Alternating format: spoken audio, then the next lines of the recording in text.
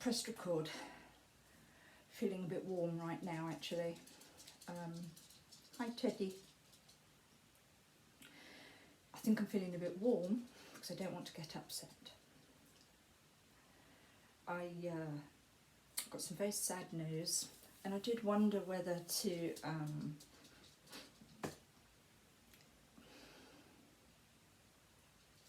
put this on YouTube. I think this is more difficult to talk about than suicide or depression, and I don't know why, and I don't think that's got anything to do with me being autistic. But you see, maybe with the suicide or depression, I have some control to a point. Having your doggy put down quite unexpectedly, the death of a dog, death of my friend, a family member, that's kind of different. So, maybe I'm doing the video because I'm just struggling to come to terms with it. And although I'd started my YouTube channel as a bit of fun, I would have liked more subscribers, don't we all? I think someone's a bit of a liar if they say they don't. But for me, YouTube was about a release, some fun. I didn't want to sit in one genre of I only do this, I only do that. And I think some of the videos I've done, that's okay. I'm happy with that. But this one, I think I'm going to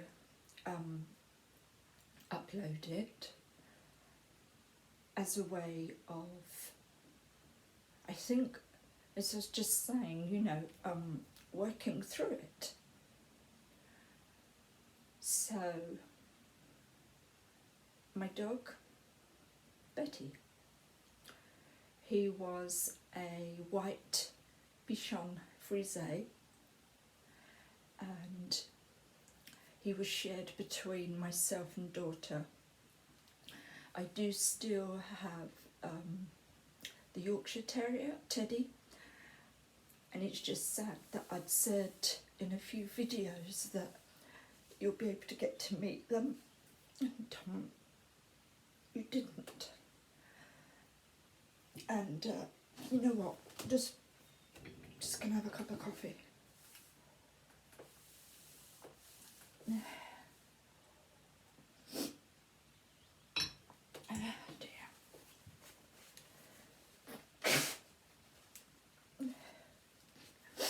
And as I say, you didn't get to meet Bertie, but I had the pleasure of doing so, as did my daughter. So Bertie, yeah, he was a Bichon Frise. I'd always had dogs, anything from little poodles to Dobermans. They'd all been rescue dogs, every single one of them. And I don't know if you can say Bertie and Teddy were, and with Teddy is, because he's still with us. Saw them, well actually we got Bertie first and then Teddy 6 months later. Saw Bertie in this pet shop, and I don't think pet shops are a good place for dogs to be. They should be with their mum. And as I say, I've always rescued dogs, and I think when my daughter and I went there and we saw it, we had no idea where this dog had come from, where it had been, what had happened. And there's a part of me that, although I left thinking, oh no, I went back because maybe knowing that this little puppy hadn't been given the right start, as all my other dogs hadn't, what is it with people getting dogs and not doing it right? And I think it was a case of, and I hope you appreciate my honesty, by the way, because I know people have thoughts and feelings about where dogs should come from and the rights and the wrongs, but this video isn't about that. This video is for me. And my daughter and I were having a coffee, and I said, no, we've got to go back for him. I thought, were they being, shall I say, cruel? I don't know. I don't think so. But I'm strongly against the idea of a pet shop for a dog. I don't think that's right. I really don't. I think if you're not rescuing a dog, well, obviously you can't know the past behaviour or history, then they should be bought from their mum. They should go together so that you know all about it. So there was this aspect of me that maybe I thought I was saving him then. I kind of thought, well, where has this poor dog come from? Was he puppy farmed? Was he with his mum? Was he yanked away from her? I thought, is someone going to buy him, have him for a week, get rid of him, and then he's going to be taken from home to home? I just kept thinking about it. So, and maybe I thought one less dog in the pet shop was a good thing, and thankfully now it's all been outlawed, and I'm really pleased about that. So yeah, we got this whirlwind of a Bichon, this ball of fluff. He was just so cute, and he had real character. He was, when we saw him, he was really naughty, very stubborn, and I thought, you know what, I like you. You don't know a lot about me, but my life hasn't always been the greatest, and I just thought, yeah, I'm going to give you a good life. Well, so we brought him home, and the thing was, he didn't actually take to me. He absolutely adored my daughter for the first few months, and considering she'd persuaded me to get another dog after we'd lost our one a few years before that. Not lost, I mean he'd passed away, and it had been 3 years since we then got Bertie. And I said to her, you know, could we please get another dog, because I don't think he likes me too much. Which, yeah, we did, and that's how we got Teddy. Anyway, so I'm sure my daughter would correct me. I don't know if it was within a year and a half. Does it matter? No, not really. She moved out, and so I was, when I say left with the care, I don't mean that how that sounds. It's when you're autistic, you can't always find the right words when you're upset. My daughter paid for everything financial. I just helped towards the advocate. Other than that, she paid for everything, and I think it's more that I was dealing with his everyday living, the care he required. And I must say, it was very hard work. He, we think, had quite a lot of problems that may have been due to where he originated from, although you know, you can't lay the blame at people. I do question his initial upbringing, or the situation he was in that might have made him so highly strung.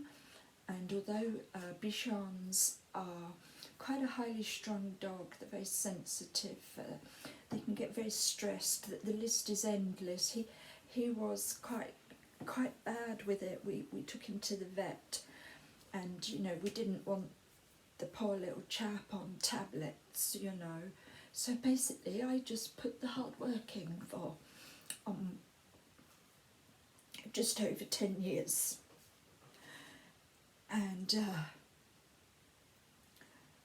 what can you say, really? He became my friend. He was obviously already a family member, but he became my friend. And when I wasn't well, he'd know. When my, let's say, I always regarded my chap as my husband, you know, 30 years. That's not 5 minutes, is it? He knew. He had this way of that if I was very depressed, he knew. He just always knew. And he'd just sit and look at me with his big brown eyes and just place his little fairy face on my leg and just look at me. And he'd cry if I would go out. He didn't like to be left long. If you did something that he didn't like, he'd do what we call, and forgive the swear word, he'd do what we call a show of piss. As in, you've ignored me or I haven't got my own way, so well, I'm just going to make sure you're looking at me and I'm just going to take a piss. He was often such a little shit. He really was. But I have to say, out of all of my dogs, he is the one that has left the most of a legacy with me, a lasting impact. And I absolutely love my Teddy and I'm still so pleased to have him. But I don't think I'll ever meet, and I've certainly never met before, another dog like Bertie. And although sometimes it would have been, I don't know, I've got any more tissues here. We've got a tissue. I don't know if sometimes I sort of think maybe it was meant to be, because I truly think, in fact I truly believe, and people have agreed, including the vet, that maybe if he hadn't found me and that I'd worked with him and put, you know, an awful lot of time in, it was quite a big impact on my life for 10 years. He may well have just gone from home to home to home, and that inevitably he may well have been put down because of the behavioural problems that he had. And as I say, I really put a lot of work in to get him out of a lot of those behavioural problems, you know, to try and make him okay, not just within the house, but to make his life good. He had been, apart from some dental treatment, he'd been a well dog. I didn't even mind the odd show-off piss. I have wood floors, so it was easily bleached and disinfected. He destroyed a lot of my house. I forgave him of that, as he would always forgive me, because he knew sometimes I was very sad and I wasn't always physically well, and he will be very much missed. The loss of Bertie was quite quick. There wasn't a long illness. It was a case of he'd started to wet himself quite a bit, and I didn't see the need to tell my daughter, because I felt I had it under control. But unfortunately my own health wasn't good, and I'll be honest, I was struggling to keep on top of it. And I don't know if you're going to call me old school or anything like that, but do I really want the poor dog walking around with nappies on and nappy pads everywhere? That isn't, to me, good quality of life for him. I just really don't think that is, and I don't obviously at all have a problem with anyone that's what they want to do, put nappies on their dog, that's fine. But a dog isn't born with a nappy. You train the dog to go outside, apart from an accident. And I could just see this dog, what I call coming undone a bit. I felt even his stress levels had started to go up more. I was always used to him woofing a lot when my daughter was here and we'd go out together. But I was having problems calming him, even when I was going out the door. And we bought soothing things that you plug in, and he even ended up with tablets for his skin to stop him itching and scratching, because with his sensitivities and stress, you know, it did get to that point. And I eventually spoke to my daughter and said, you know, his incontinence has got quite bad. And at that point, you know, is there still something that's doable for the best interest of Bertie? So we took him to the vet, which wasn't nice in lockdown because you have to wait outside. And when he'd go to the vet, he'd always hide his head because he was frightened. And I said to the vet, please let him hide if we can't come in for his blood test. I don't know if they did or not, but I think the blood test was a last ditch, just to see was there something causing the incontinence, and to get him a physical exam and a medical exam to, you know, start a test to see, you know, could there be more done to make his life better for him, you know, because obviously having a dog put down or euthanized, that really is the last option, isn't it? I mean, it's not something that you enter into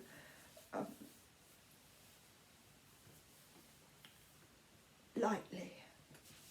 So we waited in the car, and he came out. He seemed all right. We then were waiting on blood results, and unfortunately it did show that he had the onset of liver disease. I'm still not quite sure, even though my daughter has explained. I don't know if it was he had liver disease, onset of liver disease problem. I don't know. I think I just I blocked it out.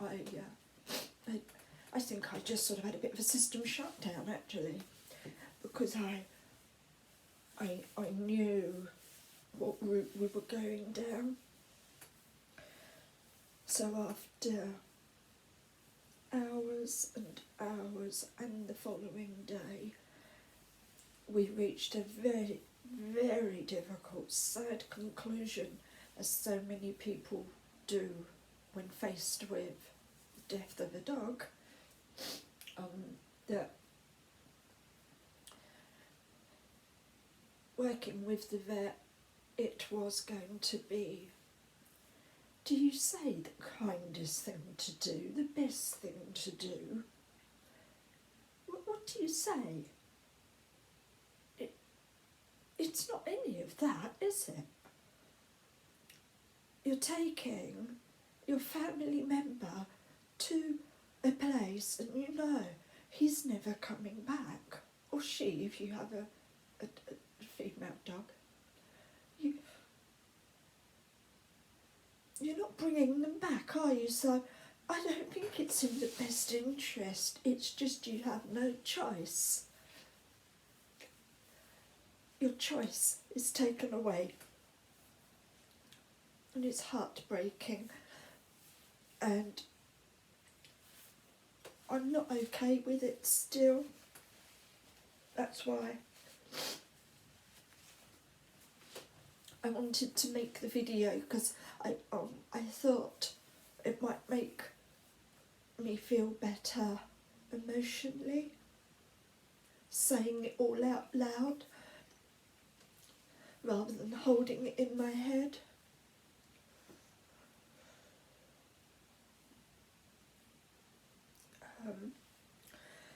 So yes, the awful day was booked. It was a dry day. The sun was shining a little bit. So we took him to the vet after he'd had a big bowl of chicken, and he'd had a lovely walk, and I watched him run towards me as I called him.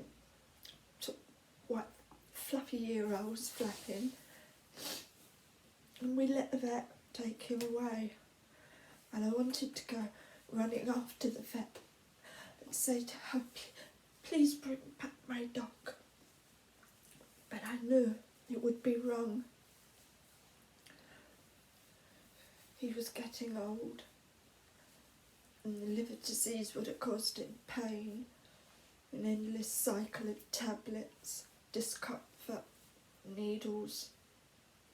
And I loved him too much to put him through that, as did my daughter. I'm only leaving her out a lot of it because I can't really speak for her, but I think that everything I say perhaps should mirror the thoughts and feelings as well. It's been a very difficult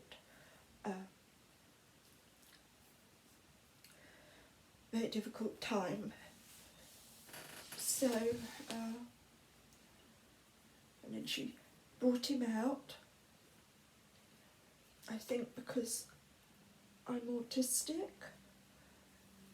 The rules were changed just a little bit, but not getting them into any trouble, of course, because we still had to socially distance, but because I don't understand loss very well, and emotions and feelings, I get in a bit of a muddle about them. I don't always know what they look like, and yet I feel pain. I can feel pain, you know. So it was agreed we could euthanize Bertie in a boot, in the car boot.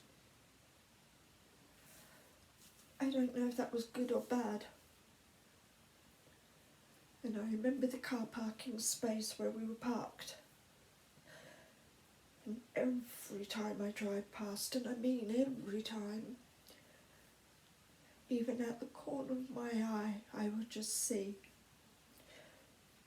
Because I will always remember her walking towards us with a dressing, some sort, obviously ready for the medicine, whatever you call it, I don't know. Medicine's supposed to heal, so I don't think it's medicine, is it? To put our doggy to sleep. And he came over and he had the most beautiful chocolate brown eyes. I've never had a dog with such beautiful eyes. And she explained what would happen and how we needed to social distance. Because although vets were being allowed to, in some circumstances, people with problems like me, and perhaps, I don't know, I might be wrong, because I'm upset, I could be saying it wrong, perhaps they were allowed to do that with everybody. I don't know, I don't think I care. But she did really explain, you know, we must keep away, and of course. So Bertie was put in the boot, and I just wanted to stop it all. I just wanted to go, please stop. couldn't, because that would have made me very selfish. That would have not had his best interests at heart. I didn't want to put him through needles, tests, more tablets, more of this, more of that, more of that. You have to let go. And I think what was difficult was all my dogs, I mean, I'm in my middle 50s now, all my dogs have lived to very good ages, and they were rescue dogs.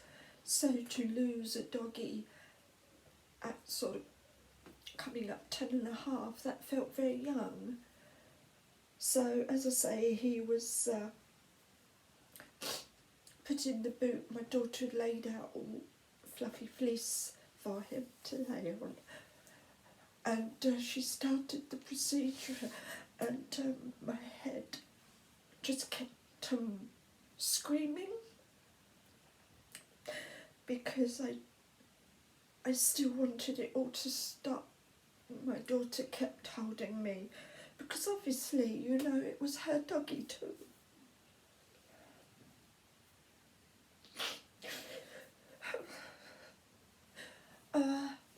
So yeah, she obviously started to put in whatever it is they put in, and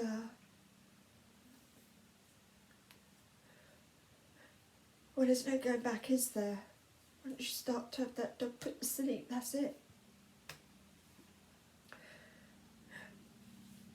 And I quickly went to him, because I wanted to hold him and see him before it totally took effect. I wanted to just keep holding him. And I just remember I just kept saying, oh dear, oh dear. And he looked so peaceful. He didn't have any pain. She didn't hurt him when it happened. He didn't cry out, he didn't anything. He just looked peaceful and, dare I say, a bit relieved. He looked calm.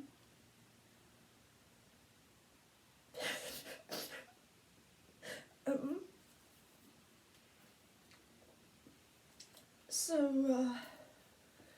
there's not much more you can say to that. I couldn't let go of him, because I just kept crying and crying and holding him. In the end, my daughter had to, when I say pull me away, I don't mean pull, she had to guide me away. I think that's a better way of saying it, because I couldn't leave him, and I didn't want to leave him. I wanted him back.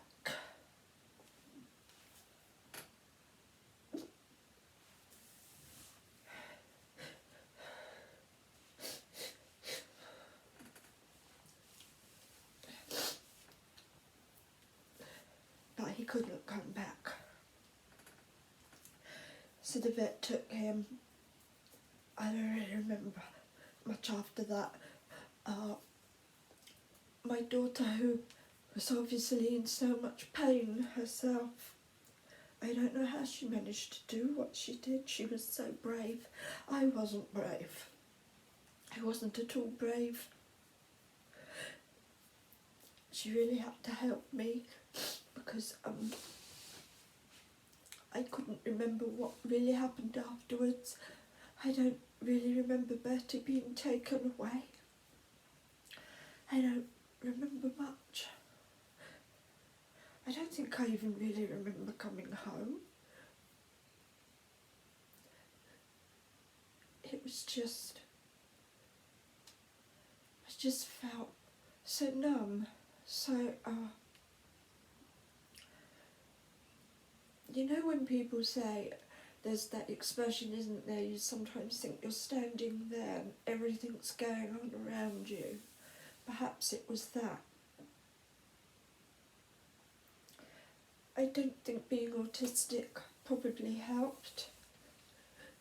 And again, as I say, that's why I'm doing this video, because maybe I can play back the video and understand the loss, because I have had other dogs, but I think Bertie was just a once in a lifetime dog. So Holly paid for everything. My other dog, Oscar, the others were family dogs, so I don't have any of their things, but my other dog, Oscar, was a rescue dog. He was mine. So he was individually cremated, and oh, excuse me, I just feel a bit sick from it all.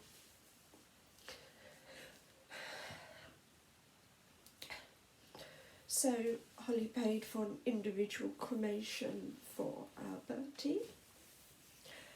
And by the way, I'm speaking quietly because obviously Teddy lost his best friend, so we try not to say the name.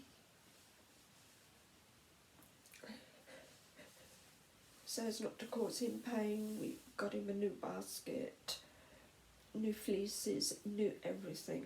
We got him everything new so that he could have his own things without familiar smells. I would just like to say we didn't do all of that straight away, because otherwise he might have been very distressed. I'd like to say that was a bit further down the line, you know, bit by bit. Anyway, so Bertie was individually cremated, and I remember I just wanted him home.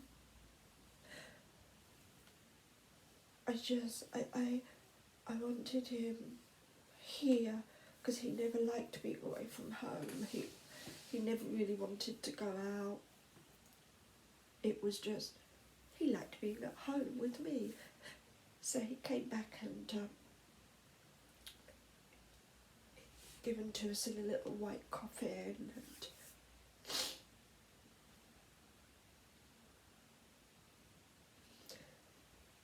I'm sort of making that sound nice, aren't I? What's nice about a bloody little coffin? Nothing. Anyway, at least he was back home.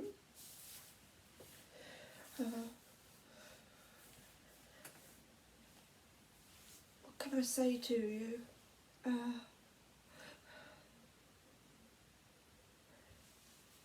If you have a dog, if you're lucky enough to have a dog in your life,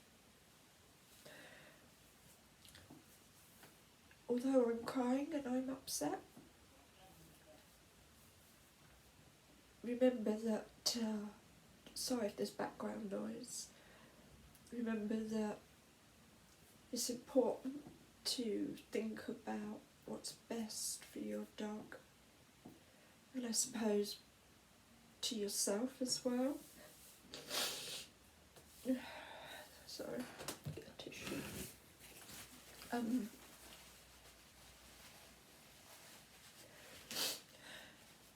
After the loss of your dog, who I see as my family member, it will feel very empty. I'm just so grateful that I have Teddy, because Teddy is my other little dog, and I don't know what else I can say to you. They always say, don't they, time's a great healer. I don't think you ever heal, you just kind of learn to live with it, don't you? You don't heal, because my concern with you'll feel better soon, you'll get over that, you'll heal, you'll be okay, is to me sort of disregarding that something ever happened. And by me being upset and sharing this with you and sharing it with myself, it's recognising that he was here. And I know there's awful things going on, of course I do. he was my friend, he was my family member, and I loved him very much, and I miss him. And I see other little bichons. There's one that walks past my house, that only lives up the road. And it often makes me feel sad, even 3 weeks later. So, it's a difficult decision to make, having a dog put to sleep. It's a very difficult decision. If you're about to be considering that, consider it wisely in the sense of what's best for you and your dog. The best way forward is sometimes to let go. And it's damn hard, damn hard. But I said earlier that I wasn't brave. Maybe I'm a bit stronger than I think. Because I managed to make sure with my daughter what was best for her little chap.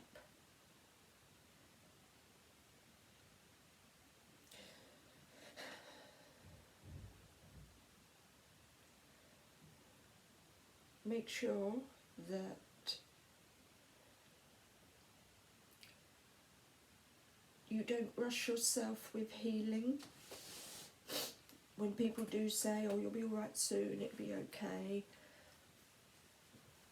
Make sure you do everything that's best for you.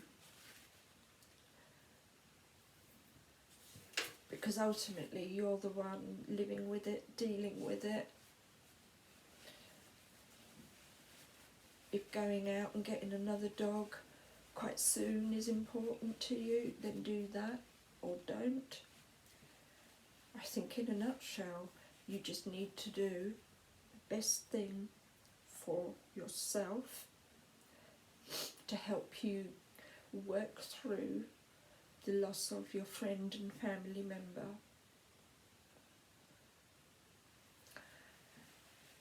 You might want to make a scrapbook, get your photographs out, whatever you need to do. But it's not going to be easy from the moment you arrive at the vet's or the vet come to you. We didn't do that because of having his best friend here. We didn't think that was the best way to go forward.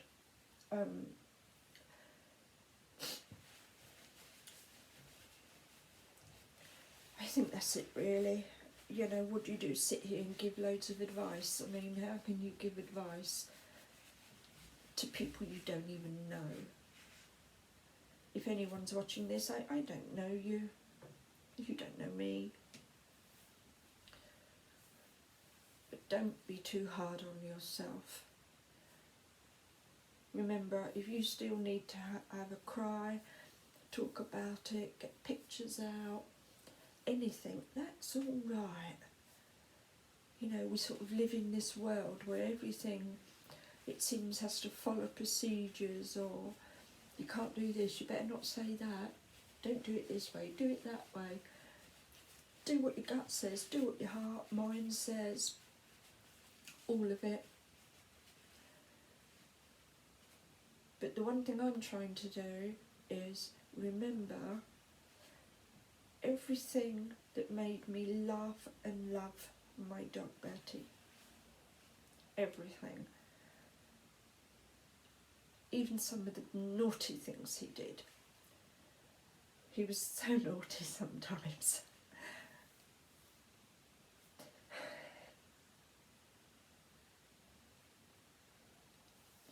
Having a dog put to sleep is never easy, will never be easy.